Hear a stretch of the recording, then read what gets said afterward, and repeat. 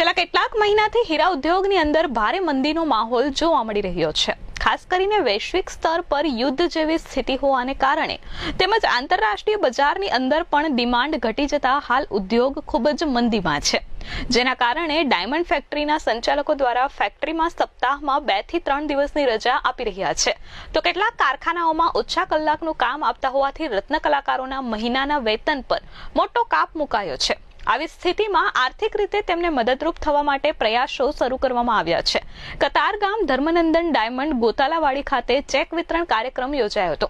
રત્ન કલાકારોની સ્થિતિ નબળી થતી હોવાના કારણે ખાનગી શાળામાં અભ્યાસ કરતા રત્ન કલાકારના બાળકોની ફી ભરવામાં પણ બોજ પડી રહ્યો છે। આવા પરિવારને મદદ કરવાના આશયથી ધર્મનંદન ડાયમંડના માલિક લાલજી પટેલ ઉગામેડીએ પહેલ કરી છે। ધર્મનંદન ડાયમંડ પરિવાર તથા લાલજી પટેલ અને ઇન્ડિયન ડાયમંડ ઇન્સ્ટિટ્યૂટના ચેરમેન દિનેશ નાવડિયાએ 34 જેટલા રત્ન કલાકારોના સંતાનો માટે એજ્યુકેશન સહાય આપી છે।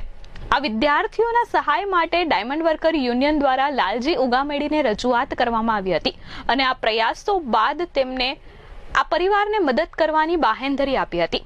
વિદ્યાર્થી દીઠ 15,000ની એજ્યુકેશન સ્કોલરશીપ આપવામાં આવી છે, જેથી રત્ન કલાકારોને મદદ થઈ શકે। આ સાથે જ આપઘાત કરનાર રત્ન કલાકારના પરિવારને પણ સહાય આપવામાં આવી છે।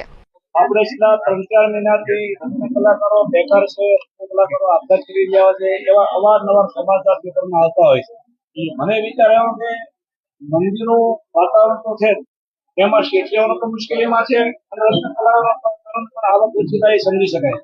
તો મને એમ થયું કે એમના દીકરાઓ જે અત્યારે અભ્યાસ પૂર્ણ કરી રહ્યા હોય એનું એજ્યુકેશન ન બગડે, એના માટે મેં વર્કર યુનિયનમાં સામેથી ફોન કરી અને મેં કીધું કે કોઈને સ્કૂલ ફી ભરવામાં પ્રોબ્લેમ હોય એવાનું મને લિસ્ટ મોકલો। એ લોકોએ મને 34 જણાનું લિસ્ટ મોકલ્યું અને વેરીફાઈ કરતા ખરેખર એને સ્કૂલ ફી ભરાઈ ન હતી, તો એવા તમામને આજે મેં ચેક 4.5 લાખનું ચેક વિતરણ કર્યું। ડાયમંડ ઇન્ડસ્ટ્રીના નાના મોટા તમામ વેપારીઓ સારા મોટા સામાજિક કાર્યક્રમમાં જોડાયેલા છે, પોતાના રત્ન કલાકારો માટે કરતા જ હોય છે। મને વિશ્વાસ છે કે બીજા રત્ન કલાકારો એ પણ આપણા રત્ન કલાકારો બની શકાય, કારણ કે એક દિવસ આપણે જે આપણે કામ પર આવવાના હોય, એટલે આપણે જે શક્ય હોય એ મદદ કરતા જ હોય છે અને કરશે એવો મને વિશ્વાસ છે। રત્ન કલાકારોને ખાસ મારે કહેવાનું, આવી પરિસ્થિતિ હોય ત્યારે કરકસર જીવન જીવવું જોઈએ। ખોટા ખર્ચા પાન ખાવા બેડી તમાકુ જેટલા ખર્ચા બંધ કરવા જોઈએ, કારણ કે આવક ઓછી હોય તો આયોજન કરે તો 100% જીવન જીવી શકાય છે। એટલે પોતાની આવકના પ્રમાણમાં જો આયોજન કરે તો 4 મહિના મંદી પસાર કરવાની છે, ત્યાર પછી સારું વાતાવરણ થાય એવો અમને વિશ્વાસ છે, એટલે કોઈ ચિંતા કરવાની જરૂર નથી।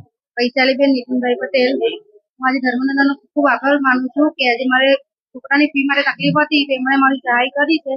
તેમણે મને એ કીધું કે આ જે ફી મળે છે ભાવેશભાઈ અને દીપકભાઈને ખૂબ ખૂબ આભાર અને ધર્મનંદનનો ખૂબ ખૂબ આભાર કે આજે મને મારા છોકરા માટે ફી સહાય બહુ તકલીફ થતી હતી એના માટે મને।